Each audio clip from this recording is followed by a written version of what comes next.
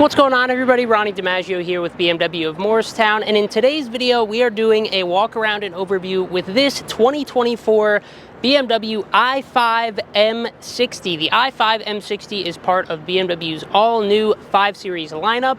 For 2024, the 5 Series is all new. It's the G60 generation, an entirely new generation replacing the G30 5 Series that came before it, and as you would expect from a new generation, the car is fully and thoroughly redesigned. It is all new for 2024. So in this video, we will be doing a thorough walk around and overview with this specific i5 M60. So we will talk about the specifics of the i5 M60, but we will also talk about the new 5 Series and everything that the G60 brings to the table. We'll talk about styling, we'll talk about performance, we'll talk about interior, and we'll talk about tech. So with that said, let's get started with the drivetrain and performance of this i5 M60. Really quick, before we get on to the rest of the video, I just want to say, if you want to see the new i5 and the new 5 Series in person, you're going to get a chance to do that soon, because November 2nd, Thursday from 4:30 to 7 p.m. we are hosting i5 Premiere Night at our dealership here at 111 Ridgedale Ave in Morristown, New Jersey. We're going to have the new 5 Series on display. We'll have some light refreshments, and it's your chance to come be one of the first people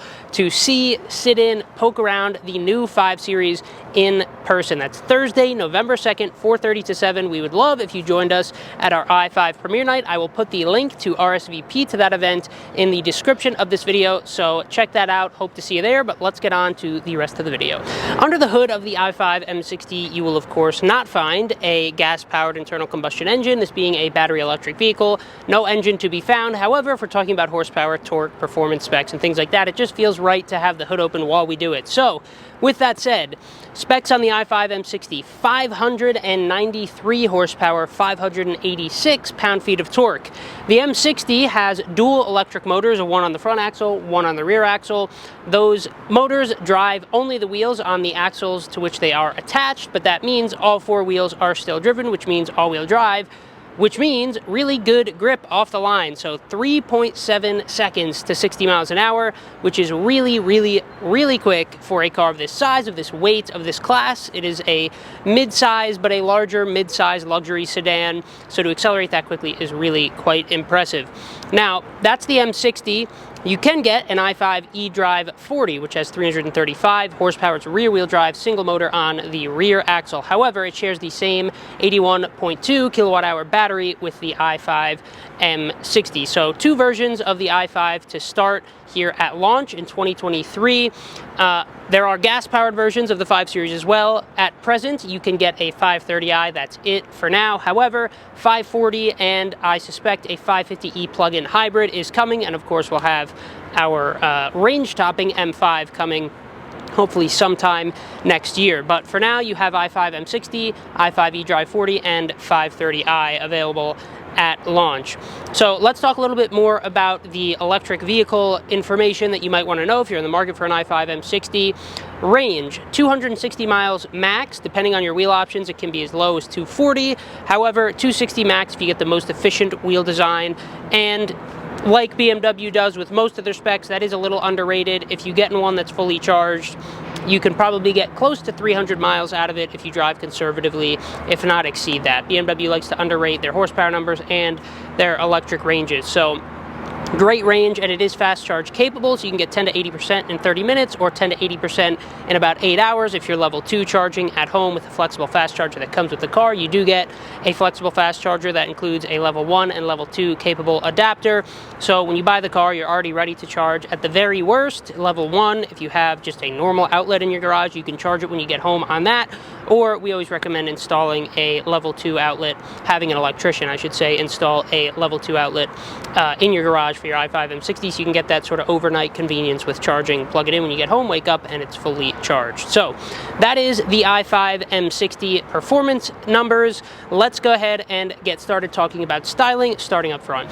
As you would expect with an all-new generation of BMW, styling is a big important point to talk about. So let's talk about it. Let's get started with the front end.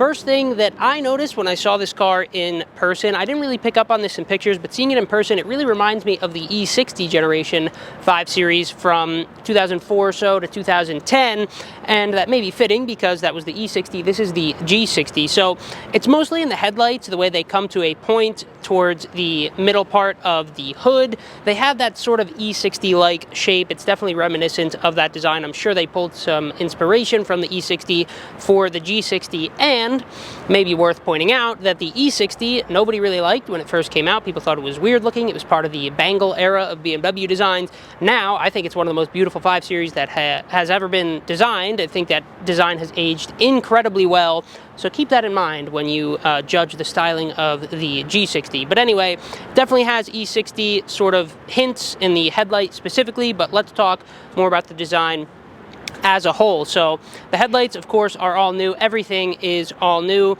but they have a sort of more angular shape. The G30 that the G60 is replacing had a more stern, sort of austere, serious look in the front end. This looks more outright aggressive, especially with the M Sport package. I think the downward sloping angle of the top line of the headlight contributes to that. It also has just this gaping opening in the lower part of the bumper, and it still maintains the traditional BMW styling cue of your kidney grille, then you have an opening on the left, the center, and the right of the car. So it still looks like a BMW for sure, but it's a fresh, more modern, and definitely more aggressive look for the 5 Series. The 5 Series has never been the most angry looking car in the lineup, even the M5, but this looks pretty aggressive, which I think is really cool. The hood reminds me a little bit of the G80, so it has these pieces that are elevated on either side, and the roundel is recessed in a lower part of the hood in the center, which I think looks great on the G80, also looks great right here. I also like to point out that it still has quad running lights. Thank goodness. That's one of my favorite design elements of BMWs, because you know, if you see quad headlights in your rearview mirror, you know it's a BMW, and you should probably move out of the way.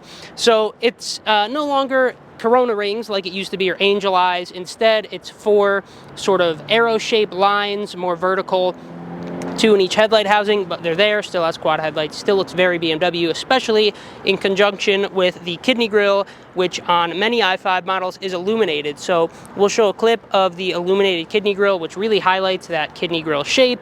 In tandem with the quad headlights, you cannot mistake this car for a BMW from the front end. Overall, I'll continue to say this throughout the rest of the video, I think this car looks awesome in person. I was also maybe a little skeptical when I saw it in pictures, but seeing it in person, really getting a feel for its design in the metal in 3D, you really, I have really come to appreciate it. I think it looks really, really cool and aggressive. So that's the front end. Let's keep going. We'll talk about the side and rear end styling, and of course we'll hop inside and talk about the interior as well. Along the side of the G60, we get more familiar BMW styling elements. Starting with the wheels, they have a pretty BMW-like multi-spoke design. They even have a sort of pseudo Y-spoke with the way the bicolor is painted on there. This particular i5 is equipped with 20-inch wheels, 245, 40-20 front, 275, 35, 20 back, so it is a staggered setup in favor of a wider rear tire. This wheel design especially worth noting for the i5 because it's an EV, and this is a very non-EV wheel design. A lot of EVs, even BMW EVs, have that very covered surface. They want to hide the brakes as much as possible for aerodynamic reasons, because air flows better, doesn't get trapped and cause turbulence in the spokes of the wheels. But this is a very spokey, open wheel design for an EV, which I think is cool. I'm glad BMW gives you the option to sacrifice range in favor of a more traditional looking wheel. So nice looking 20-inch wheels, hiding M branded red brake calipers. You can choose blue brake calipers on the i5 M60 as well.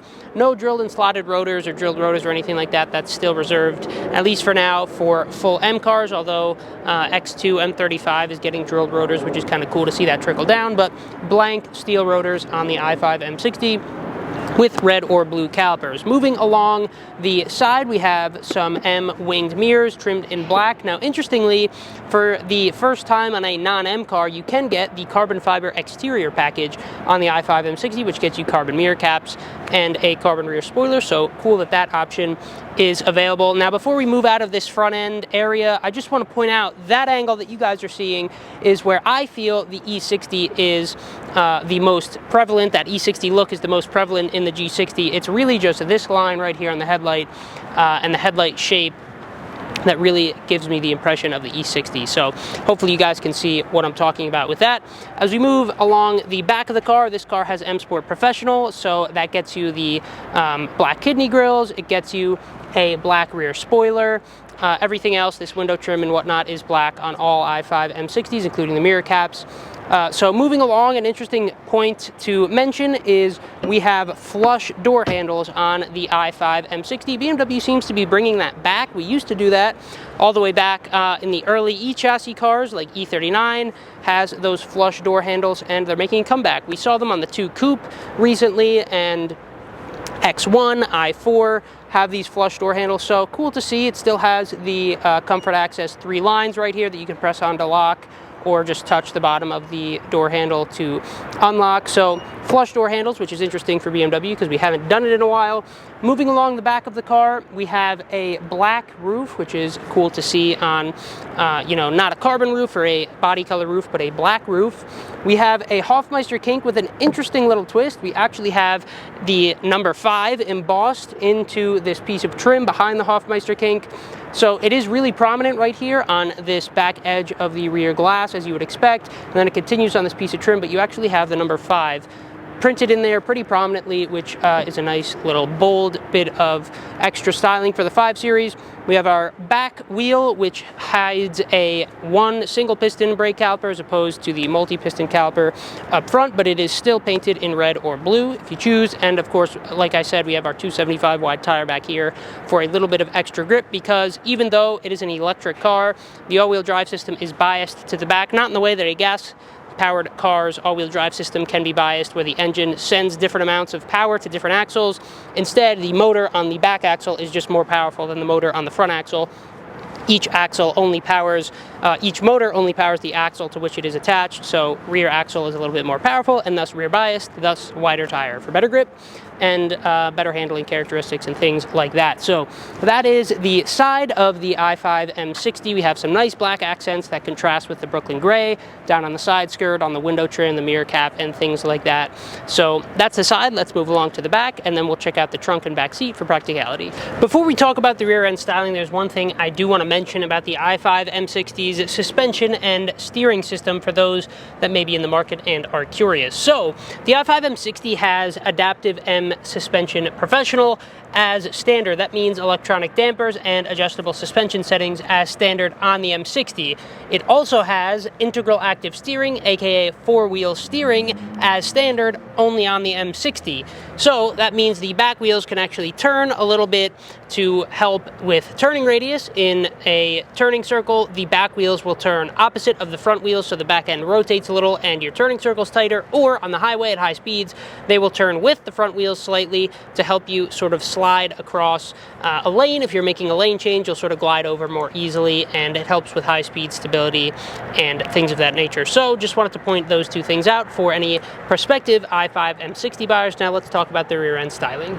Around the back of the i5 M60, the trend with the styling from the rest of the car is continued, in that we have a good looking, very handsome, very modern, very fresh bit of styling for the rear end. Starting with the taillights, I've noticed a lot of people online have said that they were a little disappointed that BMW went away from the L-shaped taillight that has been so prominent, especially on the 5 Series throughout history. The G30, the F10, E34, older 5 Series models had it really prominently, and then they're saying it's gone away with the G60, but it hasn't. If you look closely, and this is something you really only pick up on if you see it in person, at least in my opinion, there is still a pretty obvious L-shaped taillight in my opinion. So you have the vertical part of the L, this piece of the taillight is lifted, and then it sort of dips down and goes horizontally across the bumper or the quarter panel up here, and then into the rear deck lid. So you do still have the L-shaped taillight, definitely more subtle than it has been in the past, but at the very least, this is an homage to what was and is a classic BMW styling element. So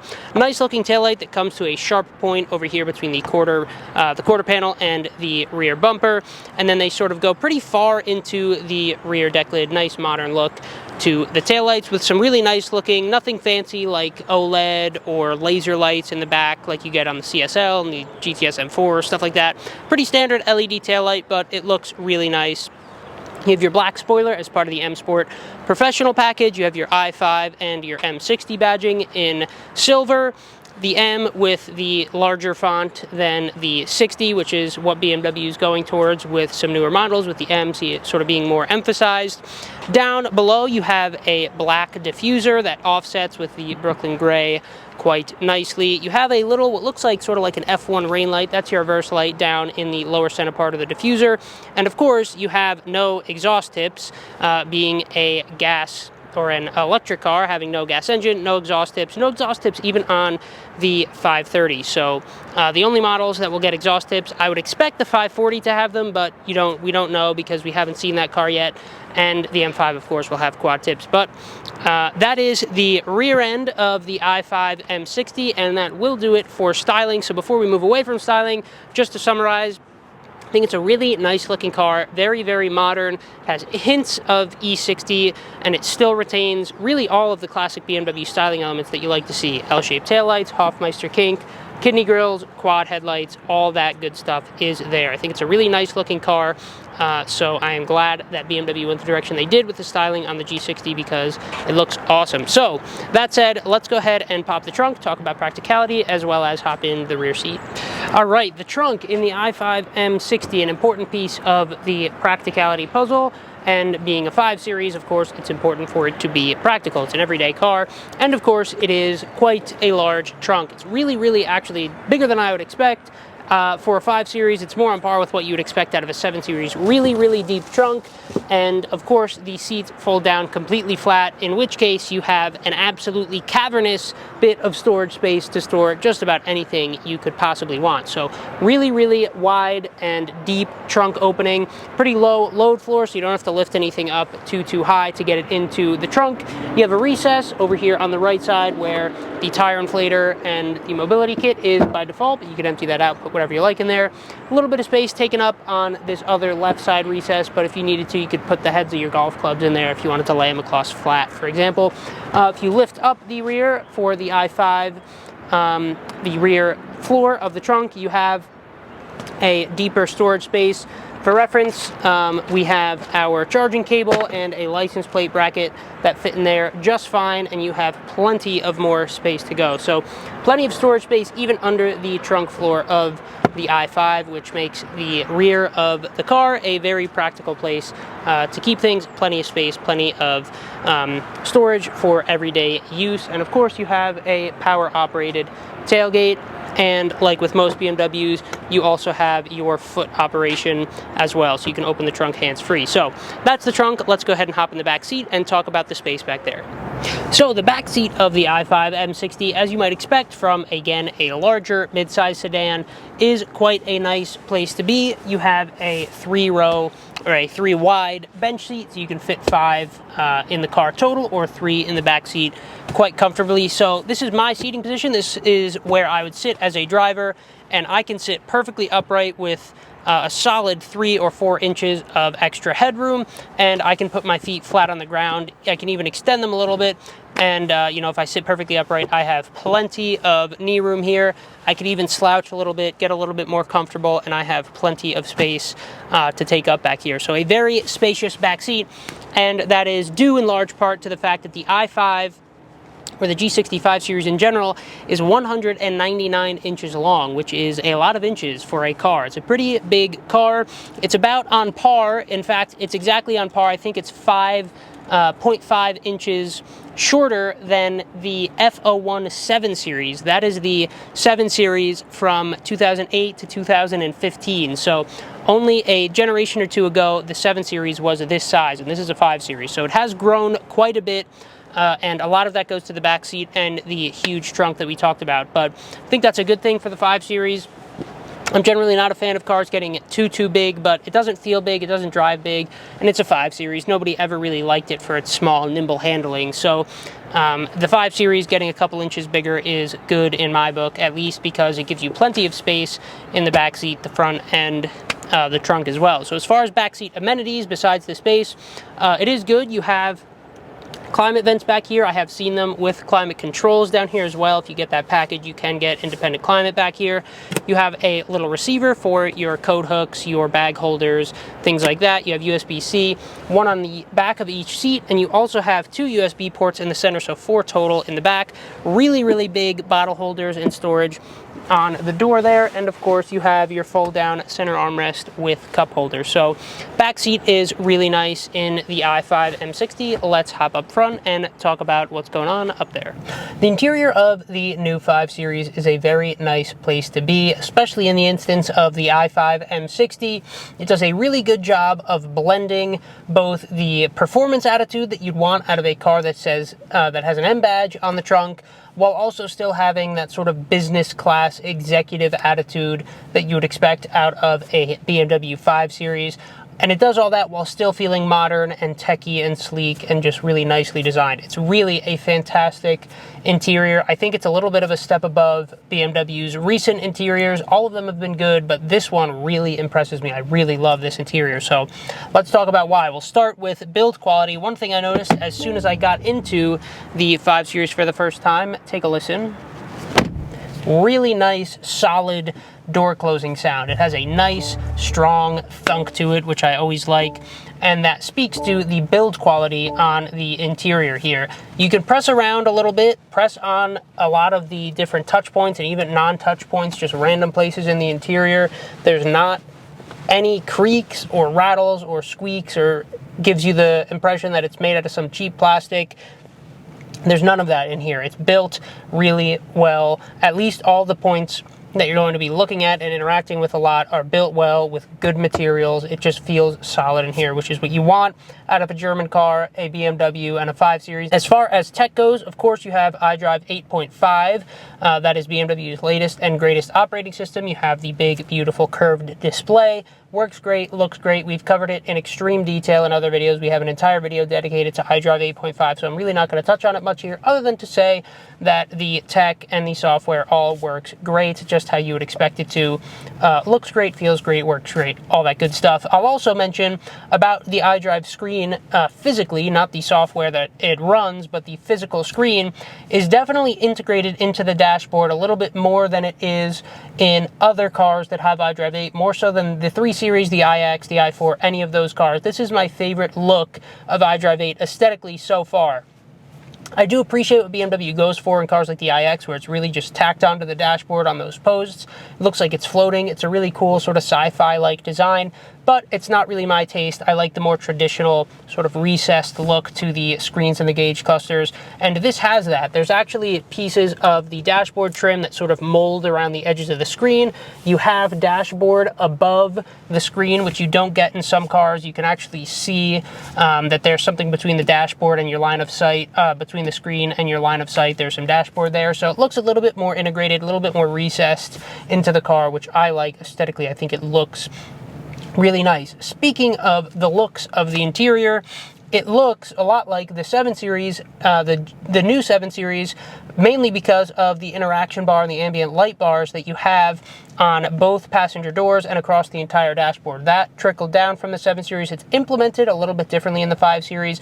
You can see that the portion directly below the iDrive screen is split up from the portion on the passenger side dashboard, but still, it looks really nice, has that really cool crystal effect, and it adds a huge extra touch of sort of that wow factor in this interior. You get in, you're like, wow, that is a really, I've never seen anything like that before, because you haven't. If you haven't been in a 7 Series, you've never seen anything like that before, because it's unique, it's really cool. You can change the colors to whatever you want.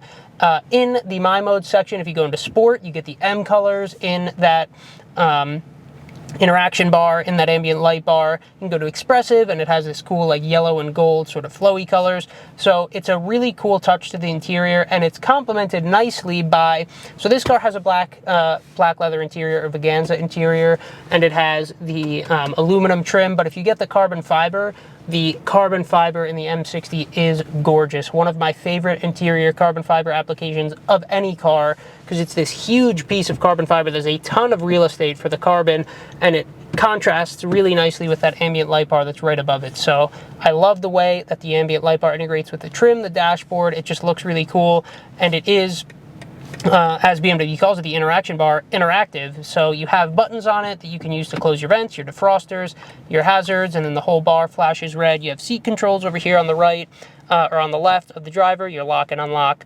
You also have lighting controls to the left of the iDrive screen. So there's a lot of things to do with the interaction bar other than just look at it, which is really cool. The one thing I will note, just to point out, is there are some interesting ergonomics with the driver's side part of the interaction bar. These buttons, I find, and I'm saying this as sort of a tip to i5 owners, it's easiest to use these buttons if you sort of rest your arm on the windowsill like this and then press them with your thumb rather than trying to press them with your pointer finger, because it puts your wrist at a weird angle. I think BMW has designed this, and you can sort of tell by the line in the windowsill here to have these be pressed with your thumb. When you do that, it's really easy to use them and they work great. So little tip for i5 owners, if not many of you out there yet, because these have only just started getting delivered, but if you're in the market for one, you buy one, keep that in mind, because I struggle to find a way to use those buttons normally without contorting and sort of breaking my wrist. So those are the buttons. As far as the touch points in the interior, we sort of talked about the non-touch point build quality, but mainly the steering wheel, your stalks, your seat, your door pulls, stuff like that. The door pull feels great. Again, high quality materials, very solid, but my favorite touch point is this new steering wheel. It is awesome. It has these really interesting holes in the lower spoke of the steering wheel that look really nice. It has a red noon stripe at the top 12 o'clock position of the steering wheel, which I believe is the first time BMW's ever done that in a standard series car. So cool to see that. It is also exceptionally thick. It is really, really bulky. It's a lot to sort of grab onto. Really makes you feel like you're grabbing something sturdy and solid, which is awesome. The horn design is really cool. You have the sort of Shy-Tech buttons on the right and the left, but that still give you a nice bit of haptic feedback when you press them, which is great. You also have on the EVs a boost paddle on the left. You only have one paddle, no paddle shifters obviously, but pull that boost paddle and you get a countdown in the gauge cluster, which gives you a bit of extra horsepower, and you floor it during that countdown and you're off to the races. So it gives you a little bit of extra boost, kind of like Fast and Furious-esque, sort of like press that and you get extra power like the nitrous. Obviously it's nothing like that mechanically, but it feels like that when you're driving, so it's really neat to play around with that. So yeah, the interior of this car is just gorgeous. I have nothing but good things to say about it. I think it's really nicely done aesthetically. Physically, it's built well. The tech works great. There's really nothing to complain about in here. So with that said, talk a little bit about how you can order the interior of this car. This one has the black Veganza. The Veganza is the new Sensatec in 5 Series terms. That again comes down from the 7 Series. But if you would like to, you can order merino leather in your 5 Series. The two main packages are premium and executive, but you do still have some nice a la carte options like the rear sunshades. You can get the nice Sky Lounge a la carte as well. So BMW does a good job of letting you mix and match your interior options as well. Of course, it's equipped just how you would expect a BMW 5 Series. This car's pushing $90,000 on the sticker price. These start at $84,000. So you would expect it to have things like heated seats, heated steering wheel, multi-function seats, heads-up display. You get all that stuff. You have the Bowers & Wilkins sound system as standard in the M60, which sounds fantastic. It's a 17-speaker system. So it feels like a proper luxury car, but it also feels like a sporty car with this aggressive steering wheel. Speaking of sportiness, I've noticed that the side bolsters in these seats are, of course, they're adjustable, but really you can get them to squeeze you in to a degree that I wouldn't expect out of like a non-bucket seat, like the carbon buckets. I'm somebody that likes the side bolsters to be ridiculously tall and tight. It's just, I like to feel like the car's really holding me in place, and you get that in these seats to a degree that you have never gotten them in any 5 Series seat before. It's really, really cool how adjustable the bolsters are. You can just click the little menu button there, and I don't even have them all the way in, but you can really make them tight. I'm a relatively thin guy, and I can get them to a point where I cannot move my torso at all. Like, I am held in tight. You can go around a corner fast, and you're not going anywhere. Now, of course, it's not actually a carbon bucket seat, so the thigh support is not adjustable. You don't quite have the shoulder support, but the main support, the torso support, is really intense if you like that in your 5 Series. And this car has the performance pedigree to back up the necessitation of side bolsters like that, because you can put this car into a scenario where you'll need side bolsters to hold you in, because it can perform, like we said, 593 horsepower, lots of grip, those electronic dampers, so you can definitely put these bolsters to use. So that's the interior of the i5 M60. To summarize, it's awesome. There's really nothing bad to say about it. Like I said, great tech, great everything. Not going to repeat myself other than just to say the interior is great, and that will pretty much do it for this video. Let's hop outside and we'll wrap up. All right, that's going to do it for this walk around and overview with the 2024 BMW i5 M60. Thank you guys so much for watching, and I hope you enjoyed the video. If you did, please give it a like and consider subscribing to the channel if you think we deserved it. And if you don't want to miss any new updates on anything BMW related, new model, new tech, new feature, we're going to cover it on this channel. So subscribe so you don't miss any of that. Please give us a follow on Instagram, Facebook, and TikTok at BMW of Morristown. We're super active on all our socials. If you have any questions about the i5 or anything BMW related at all, drop those down in a comment. We're super responsive in our comment section as well. So that's going to do it for this one. Thank you guys so much for watching, and we'll see you in the next one.